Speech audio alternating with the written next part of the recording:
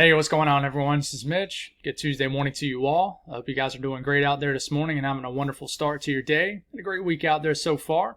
Here to bring you the latest on what's going to happen weather-wise for your Tuesday. Once again, we are talking about the impacts from Beryl that is going to affect our weather for today. Another tornado risk, and there is a risk of flooding, but not as high end of a risk of flooding as there was yesterday and the day before. But the tornado risk is going to be with us today, and this could uptrend. We just got to watch it as of now. Just a 5% risk as of the time I'm making this video. Yesterday we had the enhanced risk that was tornado driven, and guys, it's certainly verified. The National Weather Service Storm Prediction Center did an excellent job. The National Weather Service out of Shreveport, Louisiana, did a phenomenal job warning all these tornado warned storms, and a lot of them were verifying. I mean, these were confirmed tornadoes. So Louisiana was a big state yesterday, but there's also portions of like eastern Texas, southwestern, and southern sections of Arkansas too. It was an all-out tornado outbreak yesterday. You know, that was kind of one of the things that obviously was not being mentioned as much, just because we had the exact landfall of Beryl yesterday along the Texas coastline, which, you know, packed enough of a punch as it was. I mean, Houston got absolutely shredded by the eye wall of this strengthening Category 1 hurricane upon landfall. So I hope everybody is doing well this morning. Let me know what you're seeing. I think I did see, unfortunately, 7 people have been killed from Beryl. So we're praying for everybody being that continues to be impacted, that, you know, were impacted over the last 7 to 10 days. I mean, from this originating back in the Atlantic and hitting the Windward Islands, sweeping through, impacting Jamaica, the Yucatan Peninsula, then all the way into Texas, and now it's inland into the lower 48, and it's still bringing impacts. So we got another couple days to figure Beryl out, and then after that, what's next? We got to figure that one out, and we'll talk a little bit about that at the very end of the video. So if you guys have not subscribed, certainly consider doing that. Like the video if you like, and if anybody has anything that I can pray about or pray over, as always, please put those in the comments below. So we're going to start off by looking at water vapor loop, and there's a good reason why I'm doing this. Normally I look at the radar first. So this is what's left over of Beryl, and this is water vapor. So the black colors indicate drier air in all levels of the atmosphere. More of the doled out blue colors like that you see right in here. Kind of dry air in certain areas of the atmosphere, but moist air in most areas of the atmosphere, if that makes any sense. The technical the way to look at this is up here. It says moist mid-levels, moist upper levels. So that's kind of what we're dealing with up here. Now where you see the white, that is a very moist atmosphere. It's where you actually have probably rain falling activity, shower and storm activity. Could be snow if it's during the winter time. So I just kind of want to explain that. So this is Beryl right here. The actual center of low pressure is probably somewhere maybe into here, with a lot of its energy kind of pushed off to the northern side of the system right into here. And then I want you to notice, see all the dry air right here indicating in the black how this is kind of undercutting the low. That dry air is what made this tropical tornado threat a lot more significant than your average tropical tornado threat. Usually every tropical system, when they make landfall, wherever they're making landfall, does bring some sort of tornado risk with it on the dirty side of the tropical system, which is normally on the eastern, which is always on the eastern side, the northeast quadrant of these tropical systems. That's exactly what happened as Louisiana was right in that eastern side of Beryl yesterday. So who's going to be on the eastern side today? Note, this is a weakening system, just a depression right now. It'll turn to a remnant low later today. Well, it's most likely going to be this area right into here. Okay, and all the states included. And we're actually going to talk about this area right off the dot here in a second in this video. But the real reason why the tornado threat is so much more significant with Beryl than is any other tropical system is this dry air really undercutting the low right here and mixing in the mid-levels. And that little bit of dry air in the mid-levels of the atmosphere really enhances the tornado risk. And we'll go into that in a different time. But dry, cooler air aloft promotes normally a higher severe weather risk. So we'll leave it at that. Now we move forward. Now we'll mention, you know, with Beryl kind of moving this way, right? Everybody in this region is having to suffer from the high humidity that is being brought up and kind of enhanced by Beryl. I mean, it's already very humid. I mean, it's July in the southeast and mid-Atlantic. It's already very hot. But this is actually helping to pull a southwesterly flow into the circled area and actually enhancing the humidity, which is pretty much what's promoting all these heat advisories and things that you have for today that we'll talk about here in a second. But we'll get off this and talked about that long enough. If we look at the radar, compare it with a water vapor loop, kind of look at this right here, and then you look at the radar, and there it is. There's the leftovers of Beryl. The center of the storm's over Arkansas right at this moment, and this is heading northeast from the southwest. You know, it made landfall down here, kind of did a hook, and now it's heading northeast, and that's pretty much the direction it's going to continue to head until it completely vanishes and dissipates. But this is really the only storyline right now. I mean, you look out west, it's quiet. The southeast pretty quiet. Northeast pretty quiet. Up here in Quebec and southern Ontario, you do have some shower and storm activity, but pretty much everybody else is pretty quiet. It's just, what is the leftovers of Beryl going to do today? So we look at watches, warnings, and advisories. The orange, heat advisories. We even got some excessive heat warnings in West Virginia, as it's going to be very hot and humid for their standards. Flood watches, pretty much aligned from northern Arkansas all the way up to lower Michigan in the green color. Heat advisories, that really is unfortunate. As you clean up in Houston today and southeastern Texas and everybody in between, it's going to be miserably hot as you clean up. So we certainly are praying for you folks down here. But you got all the heat alerts out west as it just continues to be ridiculously hot. Even for July standards out here, we got excessive heat warnings up, you know, the valley region of Oregon and Washington, between the coastal range and the Cascades. I mean, we got excessive heat warnings all the Washington, Idaho, just about the entire state of Nevada, all of western Utah, and just about every county in California has some sort of heat alert. Most of them do. So we look at the excessive rainfall outlook, slight risk because the leftovers of Beryl going through areas of the Mississippi Valley into the Midwest. This is where you have a 15% risk of rainfall exceeding that flash flood guidance within 25 miles into a given location. There is going to be a pretty solid moist return into the Gulf coastline down here where you have a slight risk. That's where you do have that 15% risk of flash flooding. So we'll certainly watch out for that and pay attention to any flooding risk for today. Moving forward here, we'll look at the Storm Prediction Center outlook. Now, you look at this and you're like, Mitch, this does not really look very alarming at all. And, you know, I would say it's not super alarming, but I could say if there's going to be any day where a severe weather threat overachieves as far as a slight risk, it will be today. I will mention you do have a marginal risk up here in the northeast for today. So some of these storms that could fire might have a little bit higher of a severe weather risk. There's a lot of area of the lower 48 that has a general risk of thunderstorms. But it's in this embedded area right here that has a marginal, and then you got a slight risk that includes just south of Indianapolis, just west of Cincinnati, does include Louisville, Evansville, all of western Kentucky, southern Illinois, southern Indiana, a very small section of southeastern Missouri. This is where you have more of an elevated tornado risk. If you look at the tornado threat, this is really tornado driven. In the brown area, it's a 5% risk of a tornado within 25 miles in a given location. The green is a 2% risk of that. All the other risk, wind and hail, as far as wind and hail, I mean, the wind threat, 5% risk of wind damage, hail threat, I mean, there's a 5% risk of hail up here in the northeast, but it's really the tornado threat we'll watch out for. And, you know, there's a chance this upgrades to an enhanced risk for a higher tornado risk here in about an hour when they drop another update for the Storm Prediction Center. So we'll watch for that. So we're actually going to dive right into this and talk about this. You know, we're going to compare the HRRR model with the NAM, which I actually think this is a rare scenario where I actually prefer the NAM. And I'll talk to you about why as we move forward in this update. But starting it off this morning, we're going to have that rain that continues into Illinois, Indiana. We could have some sort of break. So this is the break that I'm talking about. We're going to move this to black. This opening right here, this kind of sector, as you know, you might start off with rain in some of these areas this morning, especially the northern area of the circle I drew. But as you're getting into about lunchtime, you'll get a clearing. And then this is when we watch for any of this activity down here to ride through this region, kind of straddling the Kentucky, Indiana, Illinois, maybe all the way up to the Kentucky-Ohio border. Okay, and those aren't the only states included in this. We could get some activity really first thing this afternoon into like far western Tennessee. But you see these storms down here close to the Boot Hill, Missouri, Western Tennessee, Western Kentucky. These are the ones that we're concerned about.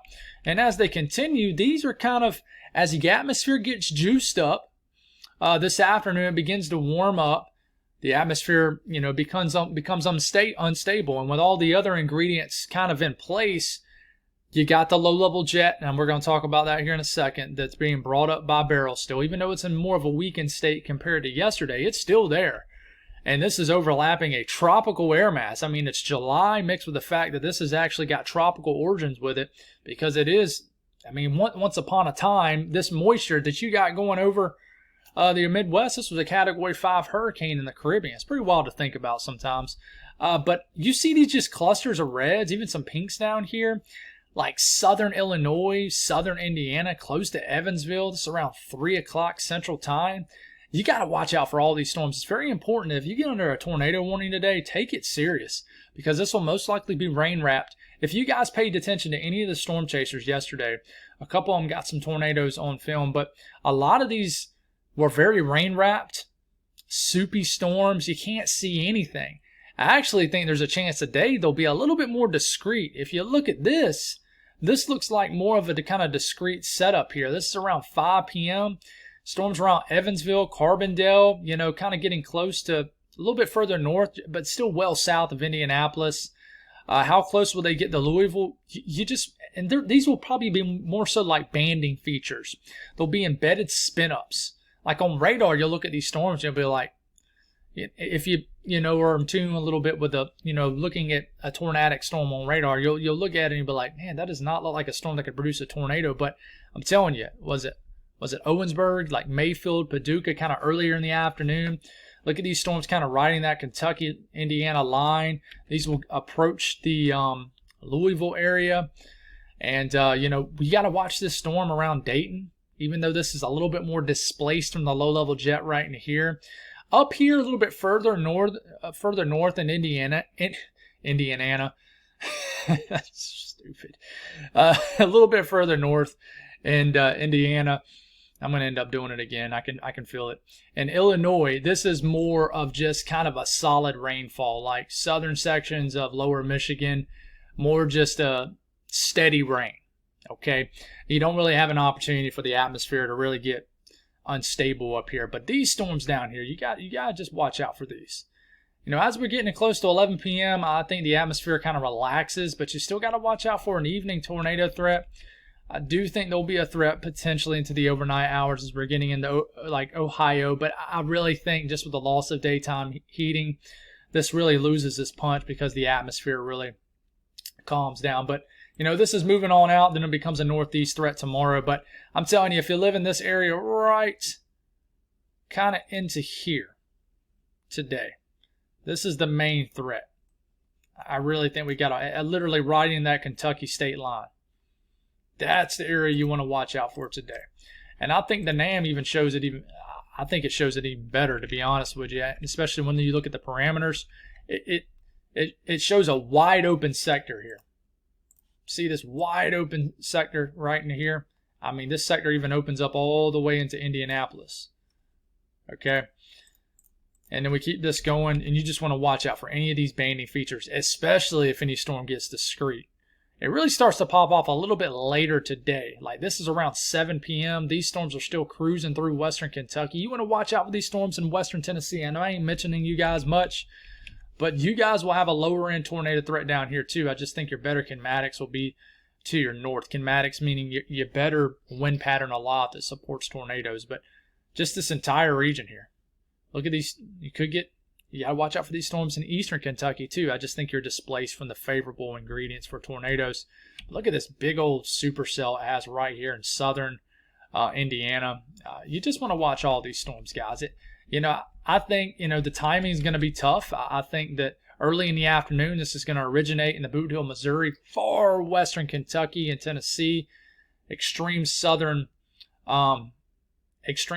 Illinois, and I think as you work your way through the afternoon, the evening hours, this will get a little bit deeper into closer to like central Kentucky, and then eventually into southern Indiana. So if you want a time frame, I hope that works. But if you live in that entire area I've just drew a couple times, that's your area you want to watch. As far as your updraft Felicity swath, we'll kind of look at the latest run, see what it's got, and it doesn't have any new information. So yeah, so it's even increased even more. It likes Western Kentucky, oozing into southern sections of Indiana also. So you see these highlighted colors in green and yellow. You know, that is certainly a scenario where you want to watch for a little bit more heightened risk of rotating thunderstorms. There will be a ton of rotation with these storms. It's just the fact that, are they going to latch? Or are they actually going to be tornadoes? And I think we definitely are going to get some tornadoes today. So I'm sure there'll be storm chasers in this area chasing. So, you know, I'm sure you'll get some live feeds in this area. But if you live here, please be aware these will be sloppy tornadoes, meaning you're probably going to have a hard time seeing them if they're going to come at you fast. That's why it's definitely important to have a way to get alerts and to take the alerts serious, more importantly. But, you know, you look at the NAM, same thing, Western Kentucky shows some highlight areas and southern sections of Illinois too, but it really likes the southern counties of Indiana. Even a couple areas showing up in eastern Kentucky, southwestern Ohio. But, I mean, it's pretty much showing up in the area where the Storm Prediction Center is highlighting and that I've circled here. So if you're interested in this is the ingredients. So I think this is fascinating. Remember I've told you a couple times, not a lot though, these tropical systems, they almost bring their own, they bring their own low-level wind field, normally to the east side of the system. So if you look at these wind barbs right in here, they're circling around the leftovers of this low pressure, which is Beryl. So you get that rotation right into here, going like this, going like this. And you see this entire kind of area right into here. That is your low-level jet by about midday, late morning today, getting ramped up over areas of like western Tennessee. So watch as we continue to keep this in motion. As we get to this afternoon, this low-level jet starting to ramp to 40, 45, 50 knots. The NAM is even more aggressive with this. The NAM's typically more aggressive with a lot of things, but that's a big reason why, on average, I don't use it. But the HRRR model struggles with dew points. And I'll talk to you about that here in a second. But it's this little corridor right in here. You see this low-level jet really starting to get amped up. But if you look over here, there's no low-level wind field, just light. You look down here. I mean, you look over here, you look over here. I mean, there's hardly nothing. It's just in this one area right in here. That is that low-level jet really increasing because of Beryl. Right over Tennessee, Kentucky especially is where it's the most potent, I would say. Where you got a 40 to 50 knot low-level jet riding over this entire area.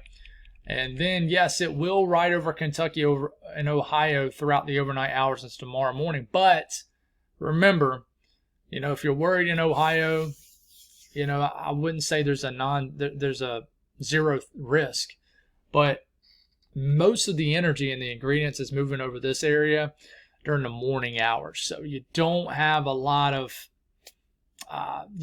of an unstable atmosphere is what I'm trying to say. So we'll actually look at the NAM when it comes to dew points, and I think the NAM's more on it. The HRRR model likes to mix dry air with the dew points. And it shows these weird blobs of dry air, lower dew points, and it's not realistic. I know that I'm a homer when it comes to the HRRR model, and I've always been. But when it comes to dew points, it does struggle in severe weather setups. I think the NAM is on it. Rich, tropical, just very awful, humid air mass in place over the entire southeast. But if you look right here where that low-level jet's going to be going over, which is right over this region right into here, it's over a very moist air mass, dew points in the mid to upper 70s. So that's not an issue. I would almost say there's too much moist air in place in the low levels. But there is a punch of dry air in the mid levels that's actually going to aid in this tornado threat.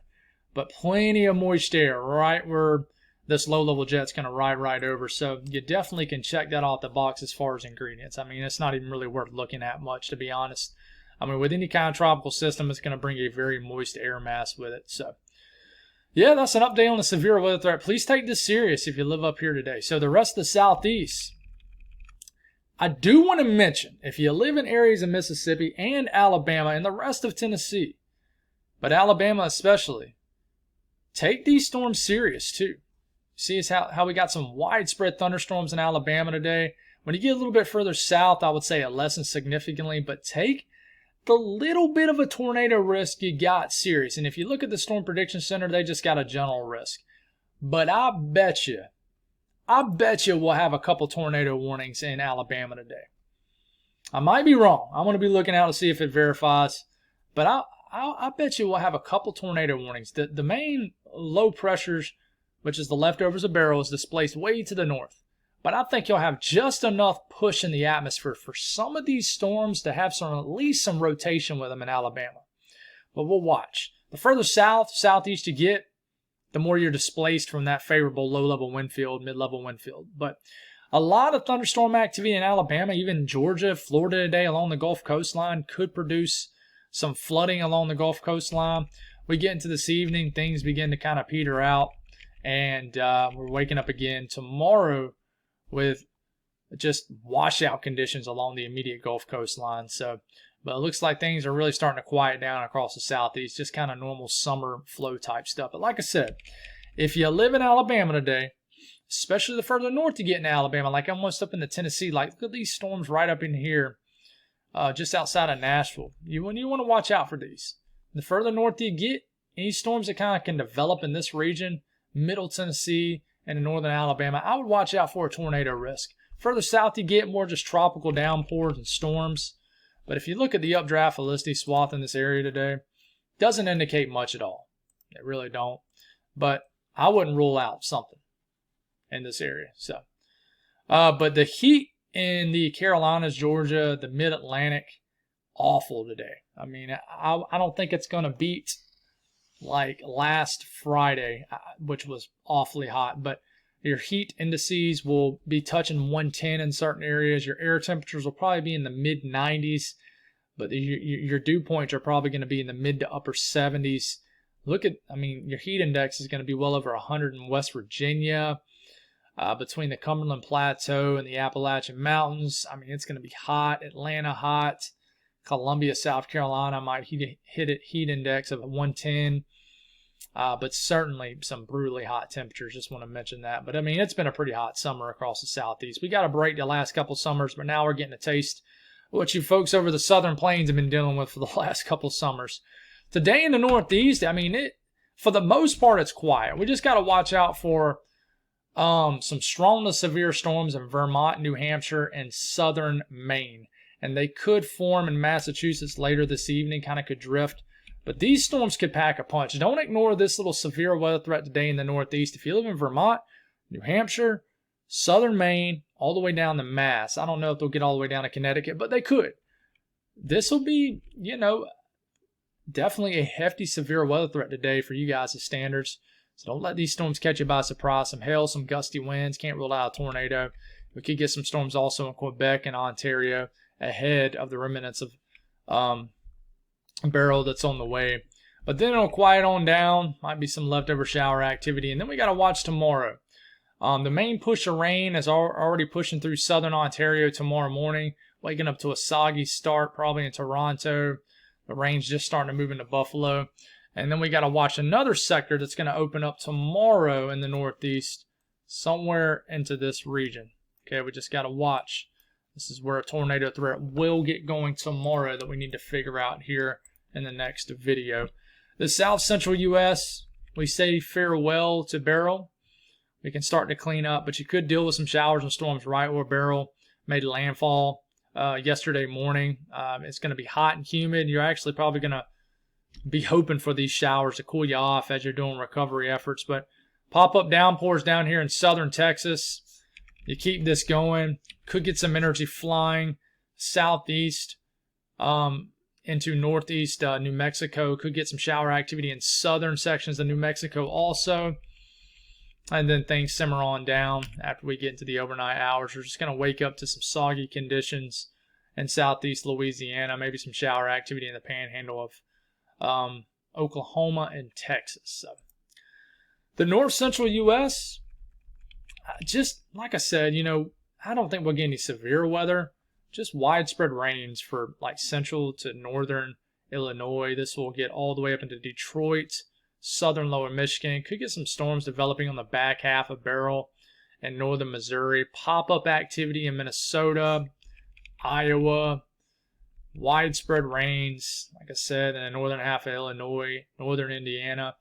There'll probably be somewhat of a sharp cutoff somewhere in lower Michigan in this rain. Could wake up tomorrow morning to some stormy conditions. Can't rule out a tornado tomorrow morning. And southeastern lower Michigan, I think for the most part you'll be okay, but we'll have to watch out for that. But this is just solid rain across this region. We'll kind of look at how much rain could fall. I meant to pull this up, but I think I forgot. Well, I know I forgot. We look at the upper Midwest and how much rain could fall. And because of Beryl, man, come on. And this is rainfall between now and the next 36 hours. So a good bit of rain in central Illinois to northern Indiana to southern lower Michigan. I mean, that's a good bit of rain than I was thinking. 2 to 4 inches of rain in this entire region right here. So be aware of that. I think most of the heaviest rain will stay south of Chicago. But if you live in like Grand Rapids, Kalamazoo, you guys will get a good bit of rain over the next 36 hours, especially as we're getting into tonight. So the western U.S., it's pretty quiet. I mean, the ridge of high pressure is dominating your pattern. We could get a few relief showers and storms across New Mexico today. Some of this could develop in southeastern Arizona. Give you guys a little relief, but the ridge is just fully dominating your pattern. Very hot conditions. And weather-wise, as far as what's falling from the sky, nothing. It's going to feel like lava's falling from the sky in areas of the southwest with these temperatures. It's just brutally hot. I mean, I think some areas might get close to some records in these areas if you're not. I think Las Vegas hit a record a couple of days ago. I haven't been keeping track of this heat wave in the southwest. I'll be completely honest with you, just because my attention's been on Beryl. But it always trips me out. And Ron in San Diego, you can tell me how hot it can be just outside the city. And I'm sure with these mountain ranges to your east, I'm sure that's not a easy light Sunday morning drive or anything, but how hot it is and how protected these big cities along the California coastline are. Just 80s and 70s. It's pretty wild. But you sneak into these valley regions, into Death Valley, and I mean it gets well into the hundreds. But I mean, you even look into the Pacific Northwest, record-breaking territory. Someone's going to hit 110 today.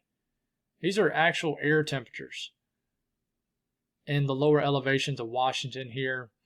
And look at the valley between the coastal range and the Cascades. Just hot temperatures. And then, of course, our friends here up against the Oregon and Washington coastline, you guys are saved by the cool waters of the Pacific. But temperatures for everybody else, a very hot, miserable day in the Mid-Atlantic, the Delmarva, 90s to low 100s. Southeast too, you got the pocket of cooler air because of the rain and cloud cover of Beryl. It'll be pretty hot in Texas today, but you guys have dealt with much hotter. But the Northeast, it'll be pretty warm today. I mean, 80s and 90s, feeling more like summer. And across the middle of the country, pretty pleasant conditions. I mean, 80s, just typical summer type stuff. Nothing unusual one way or the other. Out west, though, it's pretty hot. We just talked about that, so take the precautions needed. What's to come, guys? We won't stay on this long, but tomorrow there will be a slight risk. As of now, hasn't upgraded. There's a slight risk of severe weather, pretty much covering northern PA, the southern tier of New York. This does sneak into areas of the Catskills, so we'll watch out for that. Marginal risk does extend from just east of Cleveland all the way to Boston, all the way down to the Maryland-PA line just about. Does include Albany, Springfield, so Pittsburgh. And this is really driven off that tornado risk. There's a 5% risk of a tornado within 25 miles in a given location. Today's risk is going to be kind of like tomorrow's. So we'll certainly zoom into this in the next video and really talk heavily on that for you folks tuning in from the Northeast. But after we get out, after we get moved kind of past tomorrow, guys, just a general risk of thunderstorms. For example, for Thursday, and then for day 4 through 8. We're going to have risk of severe weather probably, but There's really nothing out there that's significant that we're seeing. I think that we're gonna enter a slower period, just a normal kind of summer flow out there. And you get an update on the tropics, guys. There's nothing behind Beryl. And I've been wanting to mention this on my channel. Now things have kind of slowed down. It's almost sad how delayed information is to the public, and I think a lot of it is that the public will believe pretty much anything because they don't know any better. I think it's a mixture between a lot of people want to believe the worst case scenario. That's a thing. I really and truly believe that's a thing, that people want to believe the worst case scenario, whether because it fits their agenda, whether just because they like the idea of it. But you think about it, and I think it's completely true. There is no system behind Beryl, guys. Yes, about a week ago, even longer ago than a week ago, there was an area of interest. It was 96L that was behind Beryl that at one point had a very high chance to develop into Debbie. Because remember that quick system took Chris, the sea name, in the Bay of Campeche. It literally was only alive for about 18 hours. But there was a good chance. I was pretty confident. Most people were, but model guidance dropped off on it like falling off a cliff, and ended up just being an open wave kind of rolling through the Caribbean. But that was, I think, where the chatter kind of started. A lot of people, and even I talked about it. A lot of people thought that something was going to develop from that, but nothing ever did. And we mentioned that many times on this video, and that if you still think there's something behind Beryl, you're about a week to 8 to 9 days behind in the weather world. There's nothing behind Beryl, and in fact, we're about to enter an unfavorable. We are in the process of entering an unfavorable, what we call MJO phase, where we have a lot of sinking air across the Atlantic. So we're going to enter a quieter time, and that's pretty normal for July. We typically are dealing with a lot of dust.